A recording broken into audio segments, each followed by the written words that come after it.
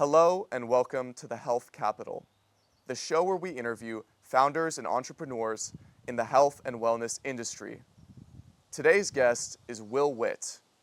Will is a public speaker, an educator, and most recently, the creator of Pure Basics Collective, an online farmers market where you can buy healthy, natural, and non-toxic products. Will and I originally connected when he asked to bring Kraut Krackers onto his website, which I gladly accepted. Will and I cover a variety of topics, from AI and its impact on human intelligence, to Will's time working at PragerU as a political commentator, and to his own personal health journey, which is what led to him starting Pure Basics. I very much enjoyed this conversation, and I think you will too. Enjoy. All right, we're live. Thanks for joining me, Will. Yeah, man, happy to be here. Thank you so much. Yeah, good to have you. So I was actually just listening to your book, and it's funny to hear that you're also a fan of Brave New World. Love that book. I wanted to ask you, do you think we're closer or farther away to Aldous Huxley's Brave New World today versus when you published your book? Brave New World, yeah, it's one of my favorite books. It was a very consequential book for my understanding of the world and kind of where modern America, modern Western civilization is heading, to be honest. And I think we're even closer to a Brave New World because, especially because of all this new AI stuff coming up, and it's turning people into lazy machines who feel like they never have to actually go and do anything themselves because they can just ask ChatGPT, or they can make art, quote unquote art, on these AI image generation programs or any of these other things, and it turns people into uncreative and lazy types of people. I understand that AI can have some implications that can be very helpful. I mean, I've used AI and it can be very useful for gathering information, but when we use it as a substitute for human ingenuity, human creativity, and do it just because we don't want to actually do the work and learn something, I think there's a lot of problems there, and it definitely is leading to the Brave New World philosophy that I outlined. Yeah, I think that the AI point is very on point, especially when you type in something to Google and the first response you get now is AI. So you don't even have to do any research. It's just like just gives you an answer, and most of the time people won't even look deeper into that. And my thing is, like, how do we even trust AI? Like, how do we trust it? Oh, I don't trust it whatsoever, and you have people, you're getting AI girlfriends and this stuff. Yep. You can trust your AI girlfriend? I mean, it's crazy. But yeah, the fact that you can go on Google and the first thing is AI, and even regardless of the AI with something like Google, looking up information, the thing that we have now in our day and age is that when you are finding information, whether you're looking it up online or on some website or something like that, and you're just looking up some fact, that fact is basically not remembered 10 minutes after you just looked it up. It's not actual real learning. It's just factual overload where you can look something up, find it out, and then forget it in 10 minutes. That's not what our ancestors had to do. That's not what people of the past had to do. If they wanted to find something out, they had to actually go and find the information, read about it, understand it, find the context of what they're trying to figure out with that information, and then apply it. Right? But we can just look up anything we want and get some AI solution slop in 2 seconds of just putting something in there. And so you find that people nowadays, like especially I would go on college campuses and interview people and talk to literally thousands of people at my events and in my interviews. And it's like there are no opinions that they have of their own. It's merely just spouting whatever something has told them, what AI has told them, what some influencer has told them, because there is no need to dig further, because you can just get everything that you need right there at your fingertips in 2 seconds. Yeah. I've been following Sam Altman on Twitter, and they were talking about how they rolled back ChatGPT because it was being too affirming and like telling people exactly what they wanted to hear. Did you hear about that? I did, yeah. I saw a little bit about that, but not everything. Well, I kind of noticed it myself where like ChatGPT would just it would just tell you you're the best. It would tell you you're so insightful, wise, smart, etc. And it's like, what are we doing here? It's just people are going to get huge egos from this just from talking to ChatGPT. Yeah, I mean, it's more of an insecurity thing, to be honest. Like, if you need some robot to tell you how great you are, I don't know if that's really if you're really all that great, if I'm being completely honest. No offense to you guys asking ChatGPT for validation, but in my experience, it feels a lot better to have someone, a real person, congratulate you on the things that you do, because they actually have the means of putting that out there and having it mean something, right? So, and again, that goes back to like these AI relationships that people are having, like chatting with people online who will tell them their wildest fantasies and then go ahead and tell them how sexy and awesome they are and all these things. And it's like, this is a robot. But you're hearing these things, and it's like, why would you ever go out and try and find some woman, or a woman in that situation, go find some man, when you can just have this thing tell you nice sweet things and tell you how much it wants you all the time, instead of actually having to do the hard work and say, man, I might get rejected if I go out to this bar or at Whole Foods asking this girl out, but that's just part of the process. People don't want to do that anymore. They want that quick, easy validation to make them feel good about themselves without having to do any of the work. I mean, it is turning people into the laziest people we've ever seen. It's very sad. Well, that is very Brave New World-esque, because with the instant access to pleasure and stimulation, I mean, people are not going to look for anything challenging. Yeah, you can just take Soma all day, and Soma comes in a couple different forms in this day and age. It's not just the drugs and alcohol that are celebrated by our society today. But more than that, it is the social media and the AI and all of the distractions that we have to keep us inundated from actually doing, I guess you could say, heroic things or courageous things, or even going outside of the box and being different than what everyone else wants you to do. Me and my girlfriend right now, we're reading, I read to her every night. Very romantic and cute, I know.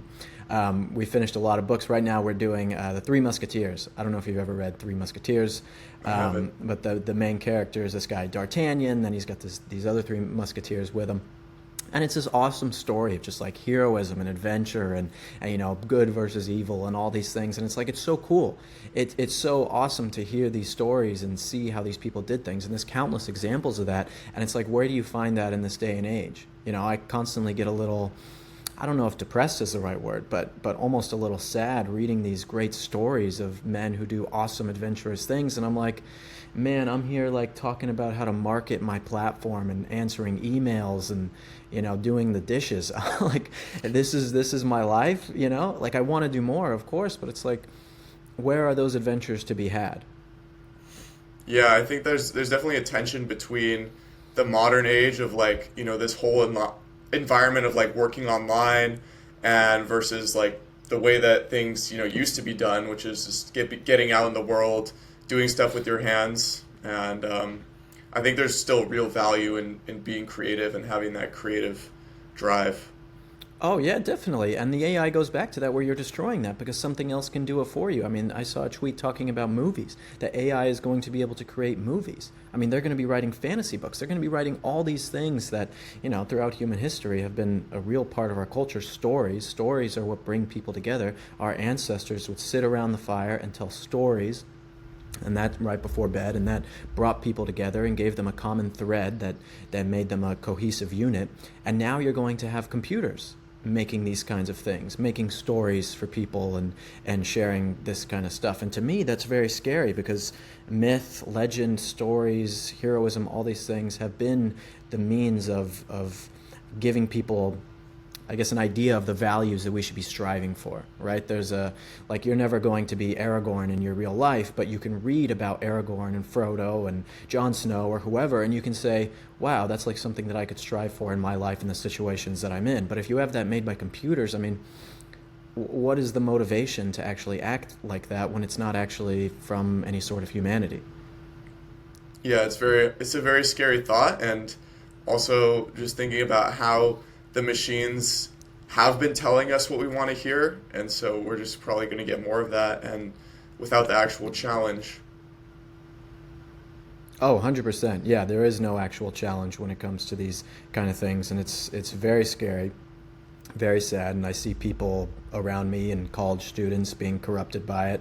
I'm about to go do some more man on the street videos in Los Angeles, and I hope to ask college students about ChatGPT and if they use it for their assignments. I wonder how many will be truthful with me, because I'm sure that it's basically 100% of students who use it to do their assignments and then run it through an AI checker and then submit their work. Yep, yep. Well, I wanted to ask you actually a little bit about your background, because I know that you were working at PragerU in political media, but now it seems like you've shifted more towards health, and I'm curious what sparked that change. Yeah, for the last about 8 years, I was in the political world doing things. Dropped out of college, moved to Los Angeles, and started working for PragerU. I did man on the street videos, kind of conservative, I guess you could say, rant videos. Excuse me. All sorts of stuff like that. And it was great. I felt like I was really making a difference, and I was speaking around the world. I did 2 national best-selling books, all sorts of stuff like that. But it came to a certain point where the politics no longer felt like it was actually making any sort of meaningful change, right? Like the people who were going to be woken up to the conservative values, the real conservative values, had kind of been tapped, and people had seen so much of the information, and it was just turning into a thing where now everywhere you look, there was a conservative influencer popping up who wanted to be just like Ben Shapiro or Matt Walsh or myself or any of these people, and they were doing it not because they wanted to actually change people's minds or help people. They did it because it was a quick means to get popularity on social media. I mean, and I know this myself because I partook in some of these things as well. Like when I was doing a podcast and a show, like you're constantly just looking for, oh, here's the craziest news clip that we can find, and let's go and be the first person to talk about it, because that's what matters when you're in the media world doing these kind of things. And after a while, you just get kind of sick of it. At least I did, where I'm like, man, I'm looking for these stories and presenting them to people to get views, to be the first person to talk about this story. I'm not even doing it because I actually want to change people's minds on it. I just want them to see something shocking that might change their mind. And so then I moved to Florida. I started a newspaper out here called the Florida Standard. I ended up finishing that about 1.5 years ago, and then my girlfriend and I went and worked at a raw dairy farm, because I've always been into a lot of this health stuff, and it affected me a lot when I actually was diagnosed with gout at the age of 24, which is just ridiculous. No 24-year-old kid should be getting gout, and the doctors didn't tell me anything of value that I should be doing. They didn't talk about really diet or lifestyle other than to cut out red meat. And I started looking at alternative sources, and they said raw dairy, more red meat, more saturated fat, all these kind of things. And I was like, wow, this is really unique and different. I never heard of this. I'll try it though. And I tried it, and I've been gout free for years. And so I started getting very into this new health movement. And now, I mean, I'm like a caveman now. As people know, I mean, I haven't washed my hair in about 1.5 years, nothing but water in my hair. I haven't used deodorant for about 3 years. Don't really use soap. Don't use toothpaste. I mean, I'm like a crazy person. I know. People look at it and it's insane. They can't believe that I don't smell. Maybe I do. Who knows? But it's really been a huge awakening for me to switch from so much of that politics stuff over to this. And I think it's been tough on the audience that I've built over all these years to see the shift, because of course there's a lot of people in this new Maha movement and switching over, and crunchy granola people who don't want the government in their food and medicine anymore. And that's great, but for me, I kind of dropped a lot of the political stuff, and I don't put any faith in really RFK or any of these types of people to make any of those meaningful changes. Because even if RFK Jr. came in and let's say he ended everything, and made raw milk legal everywhere, and banned all vaccines and all pharmaceutical drugs, whatever, and he did all these different kind of things, people would still make the wrong choices because people are lazy and people continually do wrong things because it feels good. And so the political stuff just didn't seem to make so much sense to talk about, when so much of this all comes down to people's personal choices. And that's why I got so much into the health stuff, because I see that when people focus on their health, they can really live beautiful, amazing, fantastic lives, versus just like filling your mind with social media, political TMZ slop. Yeah, well, I really appreciate you sharing all that.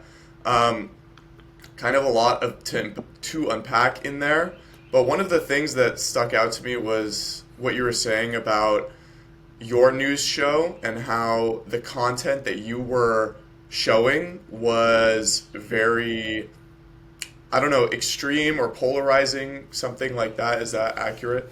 Yeah, maybe more so like bombastic, where we were trying to show, let's say there was some video of a tranny teaching young school children or something like that. And I don't know what your audience is like with me saying that, but that's just, No, it's all good, man. it's just I really don't care. yeah, and it's like we would find a video like that of someone like that teaching school children or something like that, and we wanted to be the first people to talk about it and that. So it's like we would find these videos exposing what we would describe as the left doing something awful. And I still believe all these things are awful that were going on. But it was more so about being like the first one to put it out there, to talk about whatever issue was going on first and to break the news on it. I mean, that was what the media world turned into, and that's just the way of the game. Otherwise, people aren't going to watch if you're not breaking news stories, because you're just going to be talking about old news.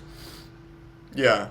And I think it's interesting, and I'm not saying that you're doing this. I'm saying this is a phenomenon that occurs in all media, but a lot of people like to say that bias in media is just how you portray a certain story, but I believe that bias in media is also what you choose to cover as well, because if you choose to only focus on a specific set of topics and you exclude a whole bunch of other stuff, then I mean that's your bias right there. It's pretty obvious. Yeah, but to be completely frank, everyone is biased in the news media. You kind of have to be, at least in this day and age, to make any sort of name. Back in the day, you used to have you grew up in Cheyenne, Wyoming, right? And you had a Cheyenne, Wyoming local newspaper that told you who died, periodicals, what's going on in the city, might have some national headlines too of some things going on in the White House and stuff like that. And that was how you disseminated your information. That's how you got your news. And now, what is your news that you're getting? I mean, you have news corporations and marketing agencies that are controlled in 3 major cities: New York, LA, and San Francisco. Or maybe some Miami too, but mostly those 3. And you're getting some, UC Berkeley grad who's now working in advertising and news media, basically choosing the news that fits, whatever makes the most amount of people feel good. They're no longer saying, okay, well, this is a very specific subsection of America that we're going to make our news for. It's basically global. Anyone from anywhere, from any sort of background, can take this news that we create and use it as news. And so people have so much news that they don't really know what to do with. I think that if we want to fix this bias and all these things going on in news, we need to bring back the localized news, the local news that are from people who actually care and who actually want to show the people in whatever town or community or whatever it is, the things that are really going on that actually matter to them. Totally. I agree with that for sure. And I know you've spoken a lot about the media, big pharma, big government, and I think that a lot of people feel like there's corruption in these places, but I was wondering if you could give a specific example of a story that really, crystallized that view for you. Oh, I mean, there's so much corruption and all these kind of things. I mean, if we're just even going in, just talking about the government and lobbying and all these things, a company like FedEx going and lobbying the government, to have different sort of tax breaks and things like that. They spent a few $1 million on lobbying the government for these tax breaks, and they ended up saving like $1 billion on, or not $1 billion, excuse me, some hundreds of millions of dollars on taxes the next year because of these lobbying efforts that they did. So it's like these big players can come in, lobby the government, give them promises, blah, blah, blah, and then get these special privileges that, a small packing company in New Haven, could never get or something like that, right? And that's a huge problem. You have the Vaccine Injury Compensation Fund, which is essentially vaccine companies can no longer be held liable for any damages that you have from any of your products or from their products, which I think is the absolute worst thing in the entire world that we have in our government today. And that if you have a vaccine injury from, it doesn't have to be a COVID vaccine, but any sort of vaccine, then you cannot sue any of these pharma companies for damages. It goes to the Vaccine Injury Compensation Fund, which is then paid out by the taxpayer. So if you get injured from one of these vaccines, the taxpayer is now paying the damages of what happened to you from one of those vaccines. The vaccine companies can't be held liable. This is complete, horrible, terrible corruption. This happened during the Reagan administration, that they got the immunity from any of this kind of stuff. But it's like if you go to a restaurant and the food is poison or moldy or rotten or something like that, and you get sick, you can sue the restaurant for damages for their products for what they did. But not if it's a vaccine company. you have to then pay for the damages. All the taxpayers pay for the damages. The corruption is rampant, and there are so many more examples of these kinds of things, but those are just a couple. Yeah, well, that definitely is problematic, and I think that it's good that people like you are calling it out. I know that you have switched more over into health and focusing on health. Would you like to talk a bit more about what you're doing to help other people get healthier? Sure. Yeah, I'd love to. So, first, obviously, Pure Basics, which you are a part of. We're so happy to have you as a part of Pure Basics, which you should definitely tell people all about your product. I think it's super cool. And I have some. They're very tasty. I really appreciate it. But Pure Basics Collective is a new business that I started where our tagline is, we read the ingredients so you don't have to. Because with all this new health stuff, and again, the health stuff, like the political stuff, is very dogmatic a lot of the time. And there's so much conflicting information out there, and people just trying to, be a part of this new health movement because they see it blowing up and want to be a part of it, blah, blah, blah, for their own vanity. But when it comes to this health stuff, there's so many questions to ask. And it's like, is this actually healthy for me? Can I eat this? Should I put this on my skin? All these different questions. And we wanted to create a place where you don't have to ask those questions anymore. What we do, mostly myself and some other health experts we work with, we go and find vendors, or they come to us, and we see what products they have and see if they reach these simple, natural, healthy goals that we are looking for on our products. No greenwashing, nothing that just says these things but isn't actually that. We check on all the ingredients and how they make it and all these kind of things to make sure that we're getting the best of the best products, and then someone can come and do single cart checkout all in one place on purebasicscollective.com. That is what we are all about, in making sure that people don't need to do that research anymore. We have already vetted the products. We know that they are healthy. They are things that I would use, I would give to my family, friends, loved ones, and we want to share them with the world. I love that. And yeah, it's been fantastic to be a part of Pure Basics. For everyone who doesn't know, Will and I initially connected because he reached out to our company, Kraut Krackers, about bringing them on to Pure Basics. And Kraut Krackers, for everyone who doesn't know, they're fermented sauerkraut crackers, which we sent over Will some, and I'd love to hear your thoughts on them, man. Dude, they're great. They're great. Yeah, I love it.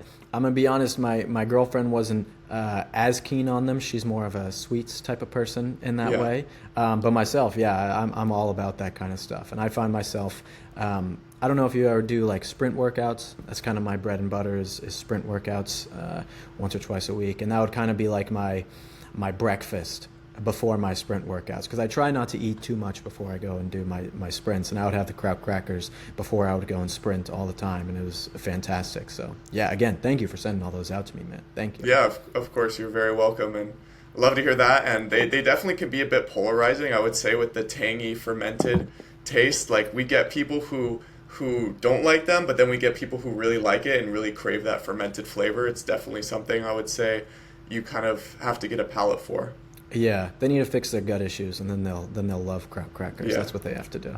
Yeah, the founder, the original founder, he always says, like, people's palates have been warped by all of the ultra processed food that's in our system, and so people, when they don't have something that has a high amount of sugar, they're not used to it. It's like a shock to their system.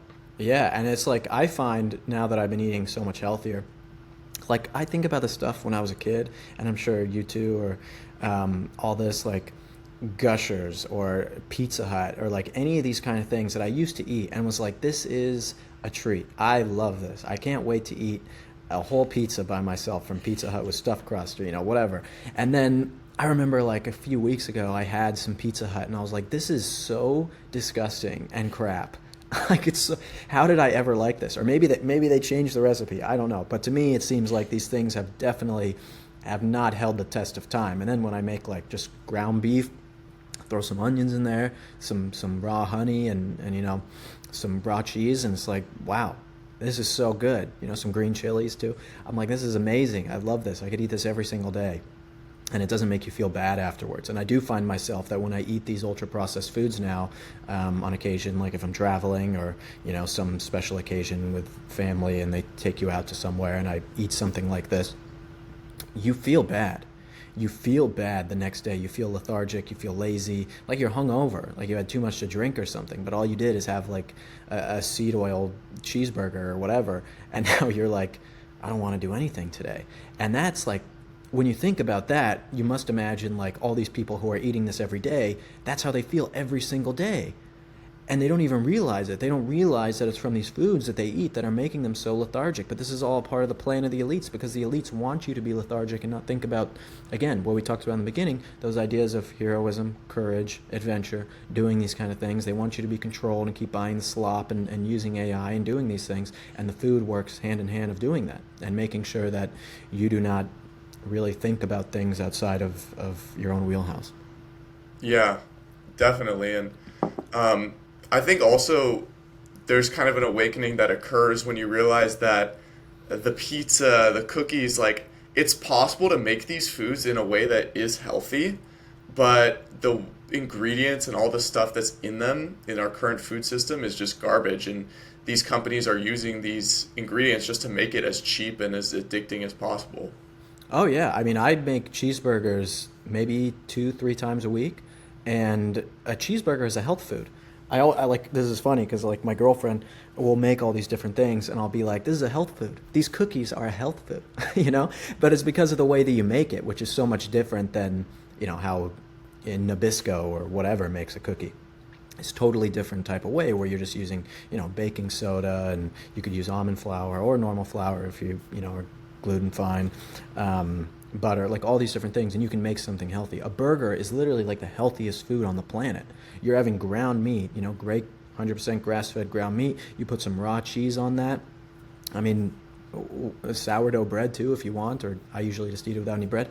Like that's a perfect meal right there, you know, and some fruit on the side. There's literally nothing wrong with that as a health food. But the way that things are made now is the complete opposite of that. They've lost that. Yeah.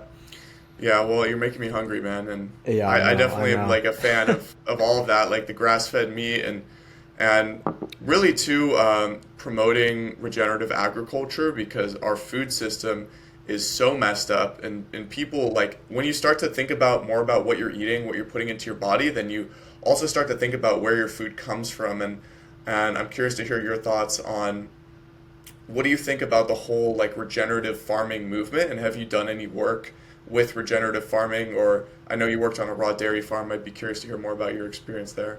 Yeah, of course. So when we worked on the raw dairy farm, it was a regenerative farm. It wasn't labeled organic because, as I'm sure you and many of your viewers know, the organic label is a bunch of BS most of the time, and it's used as a tool by big companies to push down little companies and make them seem like they're actually unhealthy. But it wasn't an organic farm, but it was organic, but it wasn't labeled an organic farm, if that makes sense. But it was a regenerative farm where, you know, the chickens are all out, the cows are out on pasture, they're rotating them, and then the chickens eat the poop and everything from the cows, and then they re-poop and pee and fertilize the soil and all that. That's how it worked. And we would milk the cows twice a day at 6 a.m. and 7 p.m. And it was really hard work. And it doesn't matter if it's your birthday, your mom died, Christmas, those cows have to be milked. It doesn't matter. And so it was something that was incredibly demanding. But you're doing it the right way, and you could tell by the products that we made how absolutely fantastic it was and how worthwhile it was to do things the right way. If no one's ever had raw milk before watching this from a farm that does things the right way in a regenerative, grass-fed type of way, it'll change your life. It changed my life for sure. Yeah, the regenerative farming is the way to go. And I see so much value of people putting that forward instead of the monocropping and factory farming that we have now. Yeah, one of the most influential books I've read is by Michael Pollan, and it's called The Omnivore's Dilemma. Are you familiar with that book? Yeah, I got that book. It's somewhere around here. Yeah, I have that book. Have you read it? I haven't read it, no, but I have it. Highly, highly recommend it. In the book, what he attempts to do is he attempts to trace like one kernel of corn from the American monocrop farms all the way to his food. But basically what he finds is that like it's impossible because it goes from the farmers to a mega corporation where they're extracting it, turning it into all these different molecules like corn syrup, corn oil, and then basically recombining it into ultra processed food. So it's just fascinating. It's like a holistic view at our food system, and he looks at sort of the more industrial side, and then he also goes to the more regenerative side. Like he meets with Joel Salatin, Oh yeah, the best. who I'm sure you're familiar with. Oh, that's So amazing. Yeah, I definitely need to read that book. I'd gotten a couple of these kind of health books. I was working on Mark Sisson's Primal Blueprint, yeah, and that's a great book. I'm not so keen on the fasting and cold plunges and some stuff like that, but I do think it's a ton of great information. So I definitely have to read that one, the Omnivore yeah, Dilemma. I would highly recommend it. Yeah, and so I'm curious to hear more about your own personal health journey. I know you said you had gout. What was that experience like for you? Oh, it was awful. It was awful. I don't know if you've ever had anything like that or know anyone, but you feel like such an old man. I mean, they call it the king's disease, gout, which I guess makes sense. But you essentially have this like horrible inflammation in your feet that feels like you're stepping on like gravel all day long. And there's nothing you can do about it. You don't really have bruising or anything. It's like it's red and inflammation like that. But it just hurt horribly. Couldn't walk really, On my job, I would go and interview people on the street with PragerU, and it's like it hurt so bad I couldn't go and do these interviews. And so it was awful. And then going to here and having doctors not mention anything about diet or lifestyle other than to quit red meat was very disheartening because nothing changed for me for a month trying to do what the doctor told me, the great doctor, coming and telling me to do these things, and nothing at all changed. And it was like, but once I actually changed things, I saw the results very quickly. I started going to the farmer's market and getting raw milk and getting all my vegetables and fruit and meat as fresh as I could. And my eggs, no soy, no corn-free eggs, and everything changed so fast. And I found that, not just like health-wise in terms of, your body and the way that it's functioning and all of that, but just the clarity that you have waking up. I mean, one thing that I'm sure most people today struggle with is getting up out of bed in the morning. How difficult it is just to be like, oh man, like I haven't used an alarm in I don't know how many years, unless I have like an early flight at like 5 a.m. I'll set an alarm. But, I don't use an alarm and I wake up naturally basically when the sun's starting to come up at like 6:30 a.m., 7 a.m. And that comes, I think, a lot from my diet and my circadian rhythm being very on point. Like I go every morning once I wake up, I don't check my phone. I don't do anything like that or on my computer. I go and I take my dogs out and we walk for a mile and I try and get the sunlight in my eyes, take my glasses off when I walk and just look at the sun. And you're immediately boosting your cortisol as soon as you do that and waking yourself up versus just like sitting there in bed or snoozing an alarm and then looking at your phone and all these kind of things. These kind of things have made me feel so much better. And it's kind of hard to break those habits that we had before, but it's so worth it. Yeah, I think that the simple changes are, it is simple, but it's not easy. Yeah. So what were some of the other things that you were doing to sort of heal yourself from the gout? One other thing was the water that I drink. So I have this thing, it's called a Mega Home. It's a water distiller. So I'm sure many of you guys are familiar that it turns water, you pour your water from the tap, I'm on a well, but you pour the water from the tap into the big jug looking thing and then it takes about 5 hours, which is kind of a pain. But if you're prepared, I'm a Boy Scout, be prepared was our motto. You're well prepared.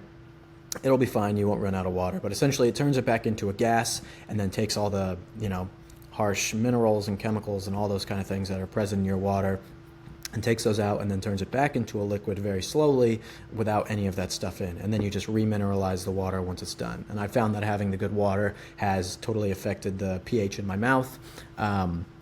Made my gut feel a lot better, make me feel a lot more hydrated where I'm not like struggling and feel like, oh, I need water, all these kind of things. And I do most of my hydration in the morning as well.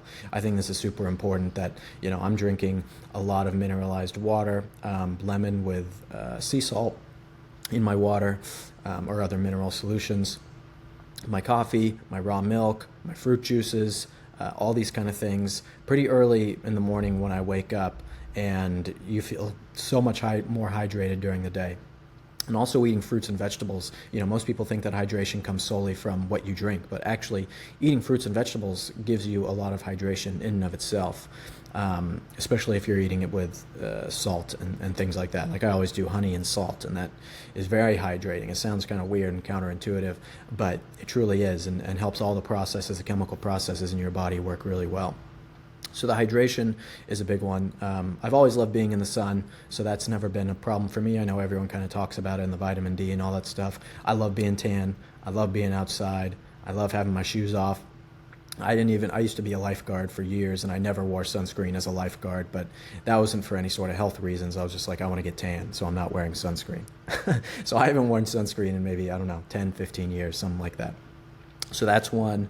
I would say those are some of the really big ones. Obviously, the diet stuff is huge, cutting out all the horrible dietary things that were so commonplace in my diet before, and drinking alcohol and those kind of things, cutting those kinds of things out and focusing solely on the whole food ingredients. And I'm actually a health coach through Primal. So many people probably don't know that, but I got my certification a couple of months ago through Primal Health Coaching, and it was a very rigorous program and super cool. That's awesome. Yeah, I have heard of that. I have heard of that program. And are you planning to pursue that alongside Pure Basics? It's very difficult in the sense of, I'm working on Pure Basics and all of that. And so to give full attention to a client or something like that is hard for sure. So I would probably do it in a very limited aspect. The reason more so why I wanted to do it is to have kind of a little bit of a, how would you say it? And I hate experts and all those kind of things, but I guess you could say credibility with some of the stuff that I'm doing. So, people don't think like, oh, it's just some guy who saw latest Paul Saladino video and now thinks he's a health expert. I wanted to go through the courses and actually learn and take the tests and write and do all of this to make sure that I felt confident enough to talk about all these different things, how the body functions, how it works, and all of this, especially because I'm a college dropout myself too. So then people are like, oh, this college dropout who watched a Paul Saladino video is telling me what to do about health, which, for me doesn't mean anything, but I know for a lot of people it does. Mm-hmm. And so I wanted to get that certification to do it. But in terms of actually taking on clients and things like that, not at the moment, but in the future, I think it'd be really fun. I'd really like to do that to help people on that kind of more one-on-one basis. Definitely. And I've actually been coaching people myself, just strictly fitness, not so much in like the other holistic lens, but I've been a power lifter for 5 years, and so I've been helping other guys get strong, get lean, get shredded, and I can definitely tell you that it's very rewarding to help other people in their journey.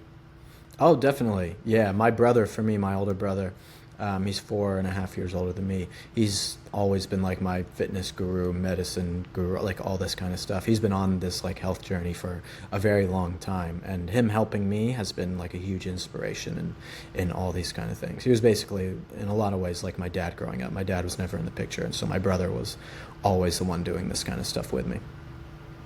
That's awesome. That's awesome.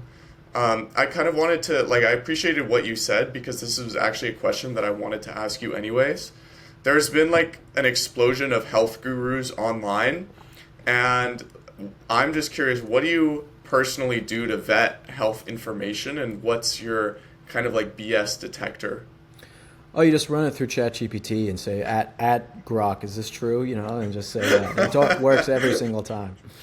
No, to be honest, a lot of my information, I'm not so much on a lot of contemporary books when it comes to health stuff. I did a raw milk cleanse, right? Me and my girlfriend did a raw milk cleanse. It was 5 days. It was supposed to be longer, but 5 days of nothing but raw milk. And I got this protocol of doing the raw milk cleanse as a means to heal chronic disease from a book written in the 1930s, right? And it's I really enjoyed it. It's what people used to do. It was raw milk, 6 ounces every 30 minutes for the entire day, from 8 a.m. to 8 p.m., and you're taking baths to help sweat out and detox and all this kind of stuff, right? And then the book that inspired me for all these kind of things more than anything is Nutrition and Physical Degeneration by Weston A. Price. That book was life-changing. If people haven't read it, you have to read that book. That is the holy grail of health information, I think. And so to be honest, when I'm seeing this health information and stuff come up, I'm referring back to the information from people like Weston A. Price. and saying, what does Weston A. Price say about this sort of thing and this? Because Weston A. Price, what he did is he went and studied fortuitously these other cultures around the world who are kind of no contact cultures, hunter gatherers and tribesmen, things like that, people who don't have contact with processed foods in the outside world, and saw the things that they did to make them the healthiest people on the planet, because they are the healthiest people on the planet. They don't have cancer, they don't have teeth issues. He was a dentist by trade, and he wanted to find out why children would have bad teeth when their parents didn't.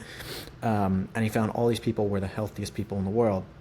And looking back at the science and everything that he did to find out this information is basically my bedrock of saying, okay, is this legit or not? I always basically refer back to Weston A. Price and the Weston A. Price Foundation now and say, okay, is this actually true?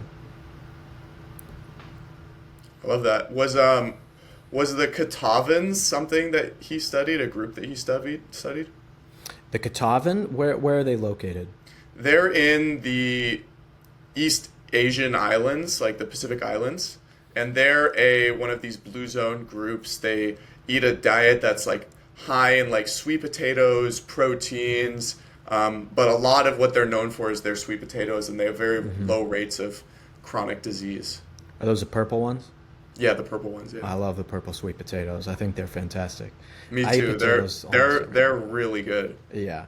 But what he found is that there was one scientist that went over there and studied them, and he found that, based off their diet, what they were eating, they had very low rates of chronic disease, cancer, heart disease, and all this kind of stuff. And so I wasn't sure if it was him or a different researcher. I don't think it was him. He did some work in Asia, in Nepal, with some of the monks and things up in the mountains, and how they would have oxen, and they would drink raw oxen milk and clabbered milk, if you know what that is, where they basically leave the milk out. It sounds gross, but I've done it, and it's not so bad. But it's basically you leave the milk out to let it ferment a little bit and get more bacteria beneficial. And they didn't know that there's more beneficial bacteria or anything in it. They just knew that it was good for them. So we did do some Asian people, but there was a lot of focus on like the Maasai tribe in Africa, people in the Swiss Alps, things like that. Eskimos was a huge one, Aboriginals in Australia. But I know that the whole blue zone, I remember watching that documentary. I was forced to watch that documentary, and I watched it, and it was eye-opening in the sense that you can really see the propaganda at work. I mean, they're talking about the Italians. I forgot what exact part in Italy that they're talking about, but they're like, yeah, these Italians live for so long because they eat bean soup, this vegetable soup they eat. I'm like, have you ever been to Italy?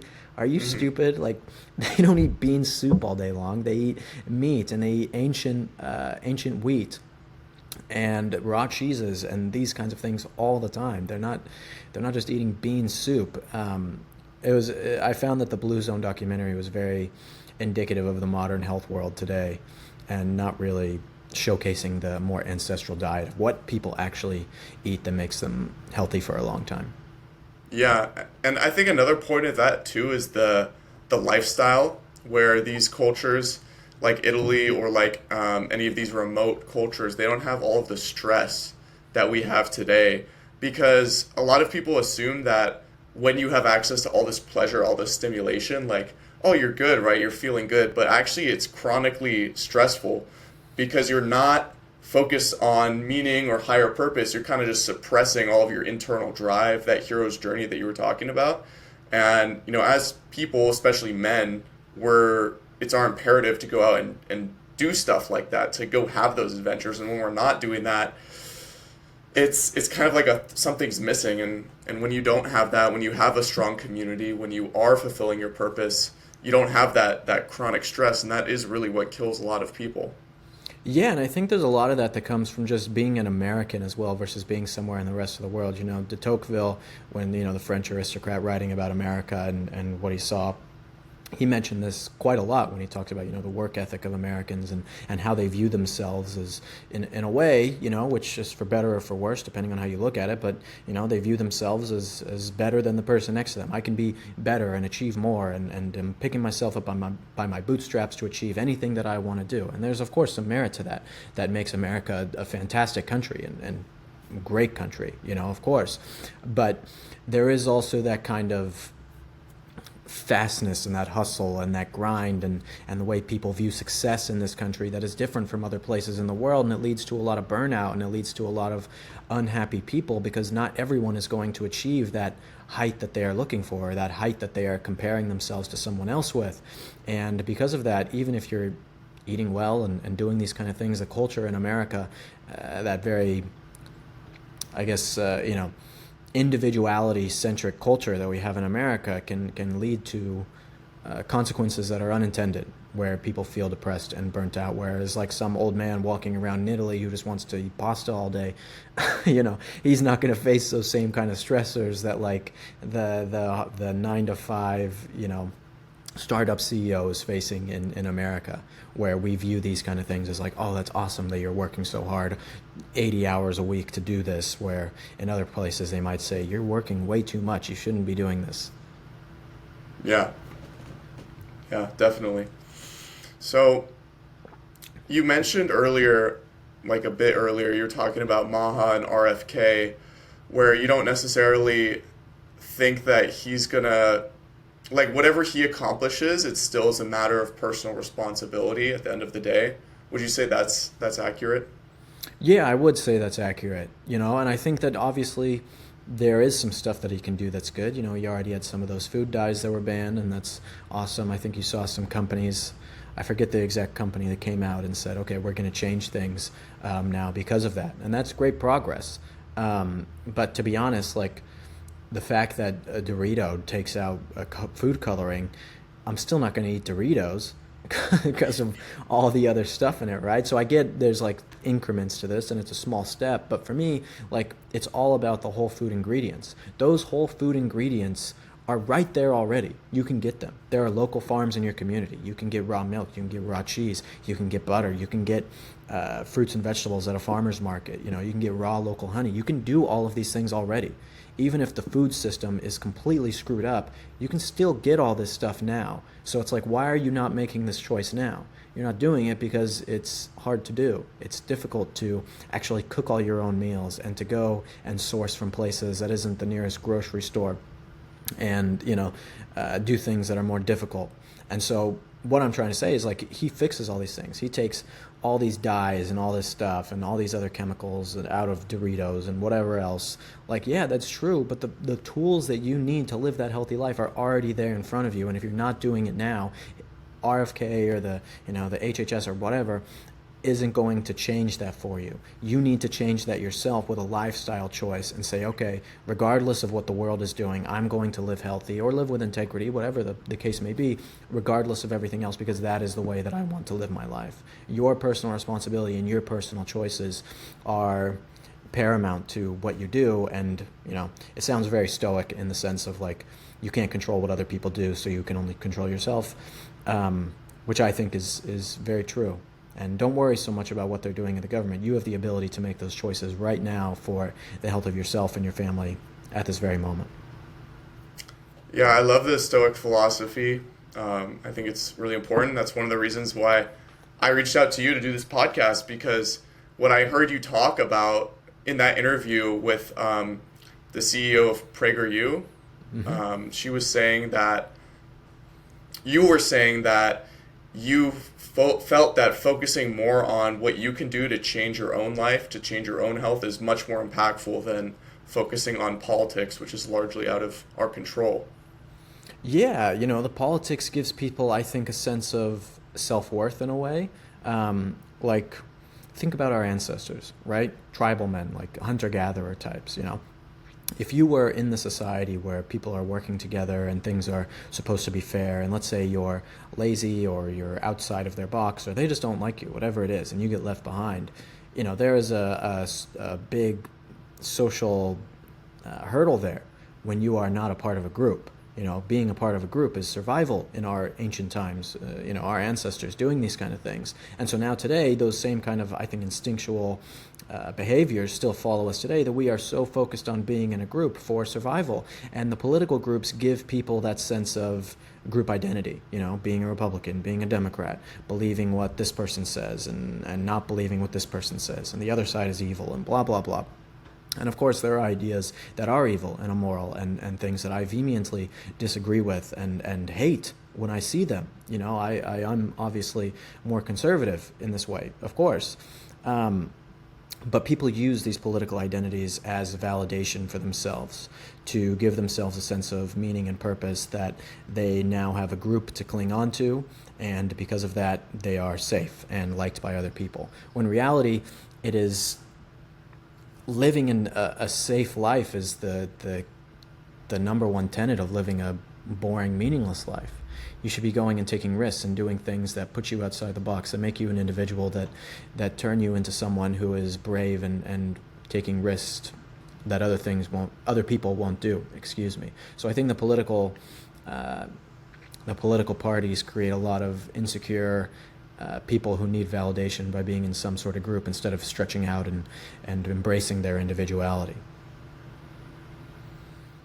Yeah, and for me, growing up, I grew up in San Francisco, so a very different environment politically. Yeah. But I've always been someone who's valued independent thinking and not conforming to a group identity, because it was almost that the group identity was so strong that I was always able to observe it and like actively disengage and be like, I don't want to be a part of whatever is going on here. So I always just have been independent and not so much focused on this identity or that identity, but more so focused on what do I believe in and what is going to most impact my life and the people around me that I love and help make a difference. Yeah, that's very stoic, man. Marcus Aurelius over here. That's exactly what you're supposed to be doing. And I totally agree with it. I think that there are things that are within your control. This doesn't mean, some people sometimes look at Stoicism and these kind of things and say, well, you're kind of shutting yourself off from the world and kind of giving up in a sense. You're giving up on these types of things. But for me, it's not really giving up. It's more so saying, okay, what are the things that I can do to live a beautiful, incredible, truthful life? And it's like, imagine if you had all the people in the world who started thinking like this. You wouldn't need to fight for these kinds of things that the insecure and people who need validation fight for. You wouldn't need that because people are living in accordance with, love and beauty and truth and things that they can actually control within their own existence, right? So if we change the framework of how people actually view their lives and view the future of their lives, then you don't actually need this political nonsense. You don't need every health influencer pushing stuff on you on Twitter threads all day long. You don't need all these different kind of things because people can make their own choices and embrace their own individuality. What do you think holds people back from living the life of truth and beauty? Oh, fear of rejection, fear of being cast out, fear of not being loved by other people, not being admired, whatever it is. We have the most insecure and anxious generation of all time. Social media obviously is the catalyst for that, but it's exasperated by, not exasperated. It's compounded by all sorts of different things in our society today that are always comparing people to each other. And so if people are living with this fear of, as Nietzsche would say, the herd, they live as a part of the herd because they want to be liked and feel like a part of a group, what is going to be that spark to make them go and do something incredible when they have DoorDash being delivered to them every day? They have porn they can watch on their computer. They have a cush job where they don't really have to work very hard or do anything passionate, answering emails all day, and they go to the same bars as everyone else and eat the same food as everyone. Like, there's no mechanism that is going to turn one of these people into it unless they go out and search for it themselves. They have to be willing to make that choice. But if people are too afraid and too insecure to go and make that leap, then they're going to be stuck in the herd, unfortunately. No Ubermenches if they're stuck in that herd. Yeah, well, honestly, man, like when I look at your life, it seems like you're very much on that path of, forging your own path and speaking out what you feel like is the truth and what needs to be said. So I'm curious, and I'm sure all my viewers are curious, what motivated or inspired you to pursue that path in life? Well, thank you. I appreciate that a lot. I feel like there's a lot more that I can do. When I spend an entire Saturday not doing anything and watching Game of Thrones, I feel, for like the umpteenth time, I feel bad. I still do lazy things and things I'm not proud of, and live a life that is not always the greatest. But what I can say, the things that motivate me is, I think there's something to behold when you see something that is truly good, whether you're religious or not. The three transcendentals I think are incredibly important: goodness, truth, and beauty. And there's just something innate and human about seeing something that is good, true, and beautiful. And you read, again, circling all the way back to one of these stories of heroism and morals and virtue and going on the vanguard of some great struggle. I mean, these things just fill me with pride and want to be one of these heroes. I remember that thing they had maybe it was a year ago, where their girlfriends were asking their boyfriends if they thought of ancient Rome. I don't know if you remember this, and that whole meme. And every single guy was like, yeah, I think about ancient Rome maybe once a week, whatever. And it was funny, but it's like, why are men thinking of these things? Because there is we need some sort of heroic struggle in our lives, and we don't have that. So they're thinking of times in the past when the world was like that, when there was, things like that were going on. And so I think about the idea of fighting against evil and being, maybe this sounds kind of vain, but, being a hero in some sense, and fighting for something that is worth fighting for. And I hope that other people can do the same. And when I see things that I think are worth fighting for, I go all in on it. Totally. Be the hero of your own life. That's one of the main things that I'm going to take away from this conversation. So thank you for that. Of course, man. Thank you. I'm still trying to do it myself too, and lots of failures and struggles, do my best, but trying every day. Yeah, definitely. So what's next on the pipeline for Pure Basics? Are we going to continue to grow it? Like, what's your plan? Yes, we want to continue to grow Pure Basics, get more vendors on the site offering all sorts of different things. And, with our launch, it was very successful and had a lot of people coming and showing up on the site. And we've got a lot of new people who are going to be joining as vendors soon, from all around the world, coming and sharing their great products. Super exciting to see so many people coming and wanting to be a part of what we're doing. We're hoping to have a meat map on the site where we are showcasing all the places that you can get the best meat possible in your area, and all sorts of other great ideas that we think are really going to benefit people. One thing we're super proud of on the site as well is that's completely free to anyone to come on is the education section, where we have written out copious amounts of education on all of these different health topics to make sure that you actually know why you're coming on this site. Why would you buy on Pure Basics, instead of going to Walmart or buying on Amazon or something like that? There is a reason, because it is healthier for you and better for you and your family. But finding out why it is healthier and why you should be doing this is important. So we have that education section that we hope to continue to expand to be a voice for all these sorts of, I guess you could say, ancestral health practice ideas that people can go and find out whatever they need to find out immediately. Yeah, well, I'm super excited, looking forward to continuing to see the website expand, and as we continue to grow with Kraut Krackers, obviously we're going to have more flavors, so we'll get those on there as well. Nice. I'm looking forward to that. Our next flavor is going to be a taqueria flavor, so it's going to be with green cabbage, jicama, jalapenos, onions, cilantro, all fermented. So that one sounds like super up my alley. Oh, I got to get my hands on that one when you got it. For sure. We'll definitely let you know when that one's ready. But it's been a super fun journey, and I look forward to seeing the rest of your journey as well. Continuing to follow it along. Thank you, man. I'm looking forward to seeing us both do well as well. Awesome. Well, thank you so much, Will, for coming on. It's been great chatting with you, and best of luck. You too, man. Thank you.